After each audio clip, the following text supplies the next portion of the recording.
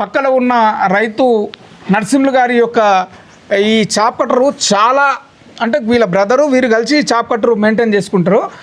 ఈ chop cutter అనేది చాలా స్మూత్ ఉంది. నేను వచ్చినప్పుడు చూసినా, గడ్డి పట్టేటప్పుడు చూసినా ఎంత స్మూత్ అంటే చాలా చాలా స్మూత్ ఉంది. అది ఆ విధంగా ఎట్లా స్మూత్ ఉంది, మరి రైతు ఎట్లా మెయింటెనెన్స్ చేసుకుంటే అంత స్మూత్ ఉంటుంది అనే విషయాలు మనము నరసింహులు గారి ద్వారా తెలుసుకుందాం. చెప్పండి బ్రదర్, మీరు ఈ విధంగా స్మూత్గా ఉండడానికి ఎట్లా ప్లాన్ చేసుకుంటున్నారు మీరు? దీనికి time to time gear oil చూసుకోవాలి. గేర్ ఆయిల్ పర్ఫెక్ట్ ఉండాలి. గ్రీజు చైన్కు 1 డే తప్పించి 1 డే గ్రీజ్ పెట్టుకోవాలి. బేరింగ్ల కాడ కంపల్సరీ గ్రీజ్ చేసుకుంటే బేరింగ్ అనేది పోదు, స్మూత్గా స్పీడ్ ఎక్కువ ఉంటుంది. చైన్లకు గ్రీజు కంపల్సరీ చూసుకుంటే చిన్న చిన్న రిపేర్లు తప్ప పెద్ద రిపేరింగ్ ఏమి ఉండదు.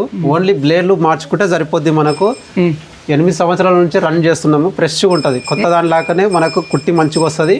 ఓన్లీ కత్తులు మాత్రమే మనం ఒక 15 డేస్కి ఒకసారి మార్చుకున్నాలి. ఆయిల్ చేంజ్ చూసుకుంటే మనకు ఎటువంటి ప్రాబ్లం అనేది రాదు.